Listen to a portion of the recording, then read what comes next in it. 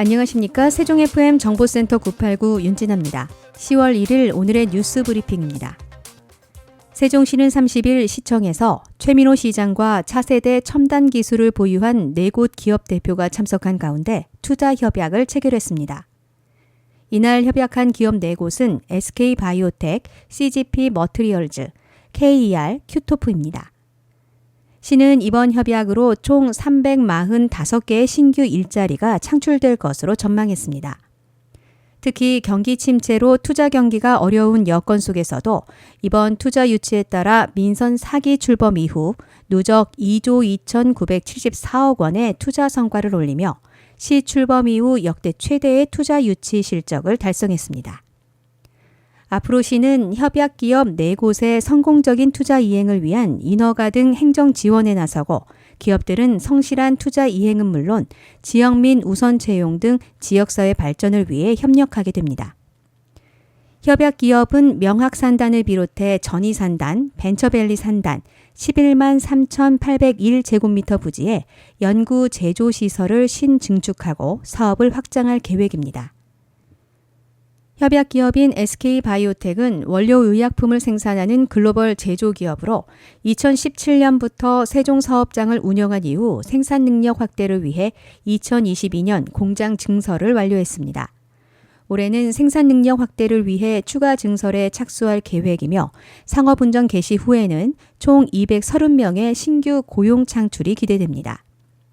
반도체 정보통신기술 글로벌 정밀화학 소재 전문기업 CGP 머트리얼즈, K방산 무기체계 전자파 제품 생산 및 전자파 평가시설을 구축하는 전자파 전문기업 KER, 동위원소 농축 전문기업 큐토프도 생산 능력 확충을 위해 이번 투자를 결정했습니다. 최민호 시장은 대내외적으로 어려운 상황에서도 세종시에 투자를 결정해 주신 기업 대표님들께 감사드린다며 최고의 기술을 갖춘 기업이 세종시에서 역량을 발휘할 수 있도록 경영하기 좋은 환경 조성에 노력할 것이라고 말했습니다. 세종시가 30일 누리동 전기충전소에서 대중교통 혁신을 이끌 이응패스 정착과 함께 추가로 신설된 279번 노선을 기념하는 시승식 행사를 개최했습니다. 이날 행사는 나성동 상권을 연계한 279번 신규 노선의 운행 시작을 알리고 이응패스 가입자 6만 명 돌파에 따른 이응패스 안착을 도모하기 위해 열렸습니다.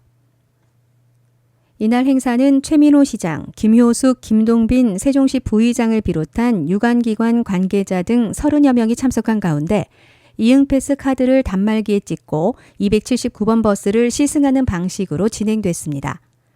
지난 9월 10일 출시한 대중교통 월 정액권 이응패스는 시민들의 큰 관심으로 이달 말 기준 가입자 6만 명을 돌파하는 성과를 내고 있습니다.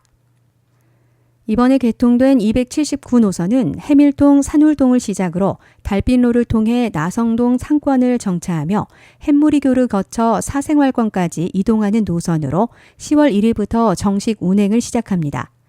운행 횟수는 왕복 54회, 운행 시간은 오전 5시 40분부터 오후 10시 40분까지입니다. 시는 해당 노선의 이용 수요와 승하차 패턴을 살펴 현재 배차 간격 16분에서 19분의 적정성, 운행 횟수와 경로 조정 등 개선 방안을 검토한다는 방침입니다. 특히 대중교통 중심의 지속 가능한 교통 환경을 구축하기 위해 대중교통 혁신 정책을 꾸준히 발전 추진할 계획입니다.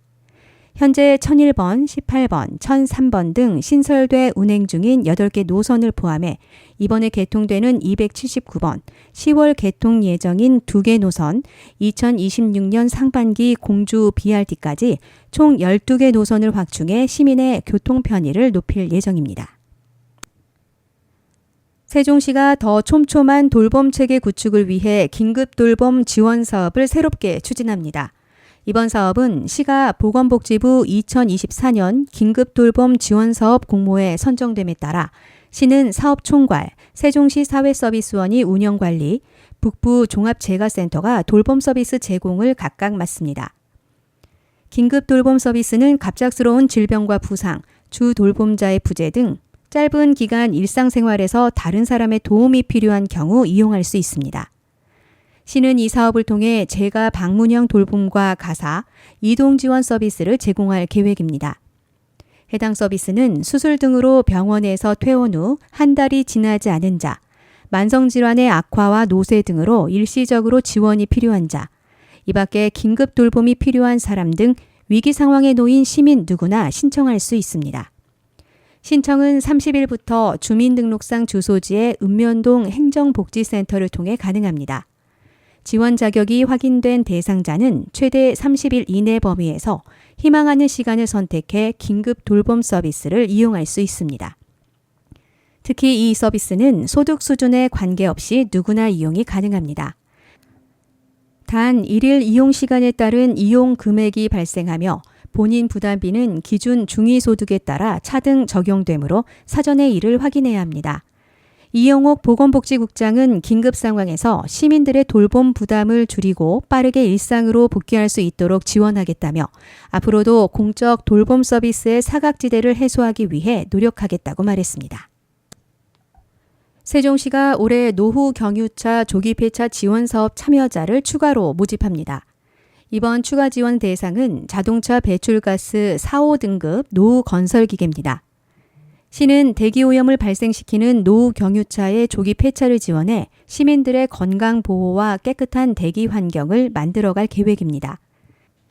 사업 참여는 신청일 기준 대상 차량이 세종시에 등록돼 있어야 하고 세종시 또는 대기관리권역에 6개월 이상 연속 등록돼 있어야 합니다.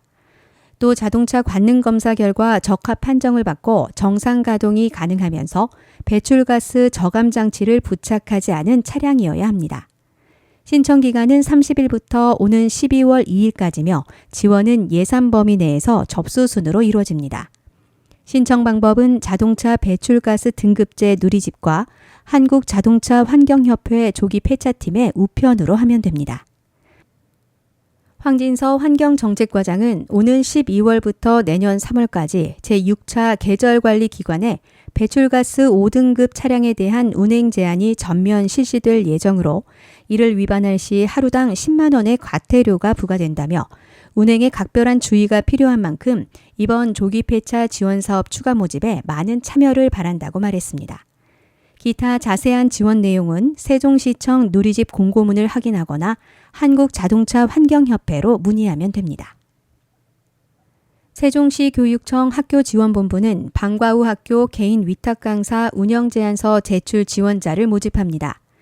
세종시 관내 학교에서 진행되는 방과 후 학교 프로그램 참여를 희망하는 개인 위탁 강사는 누구나 세종시 교육청 방과 후 늘봄학교 지원센터 누리집에서 회원 가입 후 운영 제안서를 등록할 수 있습니다.